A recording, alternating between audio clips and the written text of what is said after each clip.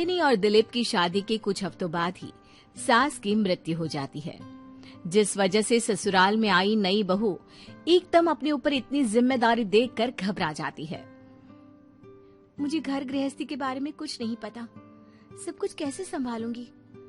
मैं तो किसी रिश्तेदार को ठीक से जानती तक नहीं। अगर कहीं कोई गलती हो गई तो लोग क्या कहेंगे?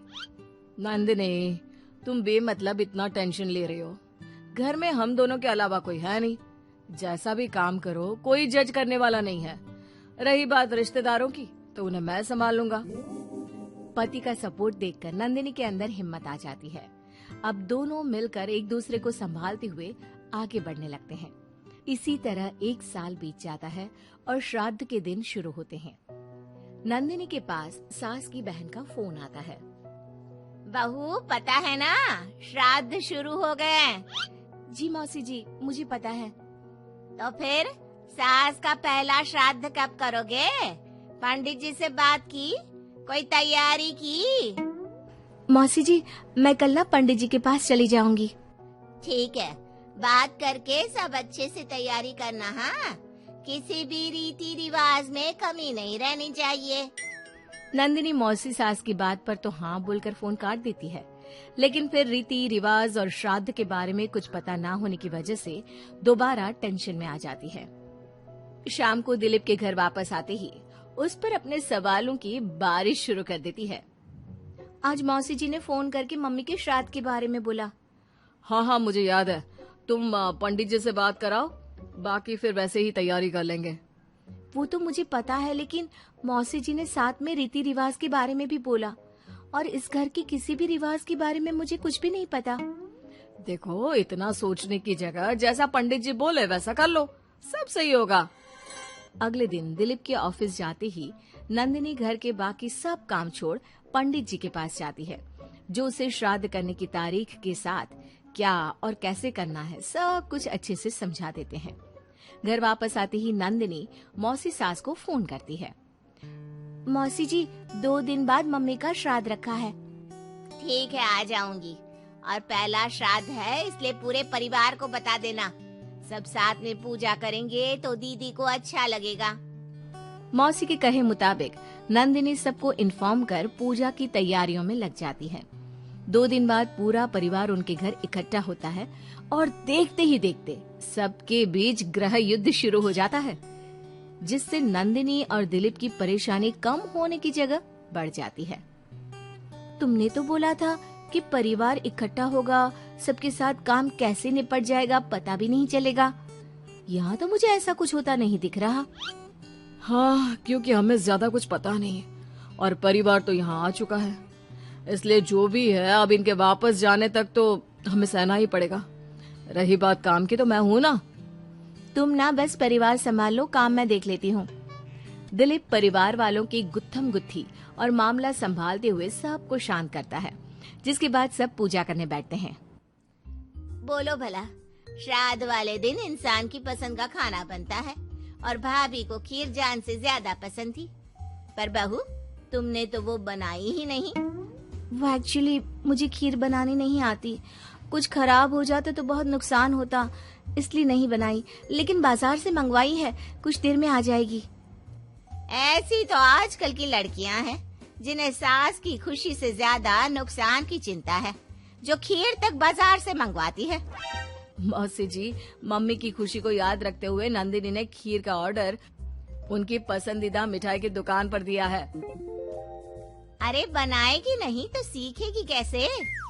माफ करना मौसी जी, लेकिन आज पूरे परिवार का खाना बना है और ऐसे में प्रैक्टिस के चलते मैं इतने सारे लोगों के लिए खीर बनाती और अगर जरा भी गड़बड़ हो जाती तो बहुत खाने का नुकसान होता ना, जो अच्छा नहीं होता। नंदिनी की बात को इग्नोर करते हुए मौसी चुप हो जाती है, जिसके बाद सब पूजा करते हैं और कुछ देर बाद खाना खाने बैठते हैं, लेकिन उन्हें वहाँ भी शांति नहीं रहती। वो कभी खाने में कमी निकालना तो कभी किसी चीज की फरमाइश करना शुरू कर देते हैं। आखिर ये लोग माँ के श्राद्ध की पूजा के लिए आए हैं या बस ये गलत है, ये वैसा क्यों है, ये ऐसा क्यों नहीं, ये चाहिए वो अच्छा नहीं, ये सब बोलने के लिए? मुझे तो समझ में नहीं आ रहा, यहाँ श्राद्ध की पूजा हो रही है या इनकी पार्टी। जिस हिसाब से कमियां निकाल कर भी उंगलियां चाट चाट कर खा रहे हैं ना, इनकी तो पार्टी ही लग रही है। बस भगवान करे अब और कोई ड्रामा ना हो। दोनों पति पत्नी इसी उम्मीद के साथ मेहमानों को खाना परोसते रहते हैं। कुछ देर बाद ही मौसी सास का चिल्लाना शुरू हो जाता है। हे भगवान, सब इधर आओ। ये देखो, दीदी की तस्वीर के आगे रखी पूजा की पूड़ी पर चींटियां घूम रही है। बहू, तूने दीदी की मनपसंद खीर पूजा में नहीं रखी ना, इसीलिए नाराज हो गई हमारी दीदी। मौसी, आप सबके मन में इस तरह के अंधविश्वास मत भरो। अरे उन्होंने कुछ गलत नहीं बोला। पहले तेरी पत्नी ने घर आते ही हमारी भाभी को ऊपर पहुंचा दिया और अब उनकी आत्मा को भी शांति से नहीं रहने दे रही। इसी के साथ एक एक कर घर में सब अपनी राय देने लगते हैं, जो कुछ ही देर में एक बड़े मुद्दे का रूप ले लेता है, जिसमें सबकी बात और इल्जाम घूम फिर कर नंदिनी या दिलीप पर ही आते हैं। बस करो, आखिर आप लोग हमसे चाहते क्या हो? खुद तो एक दिन भी लड़ाई किए या किसी पर इल्जाम लगाए बिना रह नहीं सकते, तो फिर किस हक से दूसरों को बुरा बोल रहे हो? वो बेचारी जिस दिन से इस घर में आई है सबको खुश करने की कोशिश करती रहती है, लेकिन आप सब उसे टारगेट करने के अलावा कुछ नहीं करते। मौसी जी, आप इतने विश्वास के साथ कैसे कह सकती हैं कि मम्मी नंदिनी से ही गुस्सा है, क्योंकि अभी आप लोगों की हरकतें भी कोई प्यार करने के लायक नहीं है। दिलीप को पहली बार इतने गुस्से में और चिल्लाते देख मौसी के साथ पूरा परिवार चुप हो जाता है। आप लोगों को मुझे जो बोलना है बोलिए, फर्क नहीं पड़ता, लेकिन प्लीज मम्मी के लिए मेरे या दिलीप के प्यार पर उंगली मत उठाइए। माफ करना पर यकीन नहीं होता, एक ही परिवार में लोगों के बीच इतनी कड़वाहट कैसे हो सकती है? सब एक दूसरे को नीचा दिखाने का मौका ढूंढते रहते हैं, सबको दूसरों में कमियां निकालनी है। क्यों? रही बात चींटियों की, तो बस वो तो पूड़ी पर रखी चीनी ले जा रही हैं। आखिर उन्हें भी तो अपने खाने का इंतजाम करना है। नंदिनी और दिलीप की बातें सुन परिवार में सन्नाटा छा जाता है। सबको अपनी गलती का एहसास होता है, लेकिन गलती ना मानने का गुरूर उन्हें आगे कुछ भी बोलने से रोकता है, जिसके चलते धीरे धीरे सब चुपचाप उठकर अपने घर जाने लगते हैं। अरे सारे कहाँ उठकर चल दिए? बेशर्मो, अब भी तुम्हारे अंदर इतनी शर्म नहीं आई कि एक सॉरी बोल दो? हमने बहू को न जाने कितना परेशान किया, फिर भी उसने पलट कर किसी को कुछ नहीं बोला। नंदिनी, हमें माफ करना, इस साल तो हमारी वजह से सब खराब हो गया, पर वादा करती हूँ अगले साल सब इस परिवार का नया रूप देखेंगे।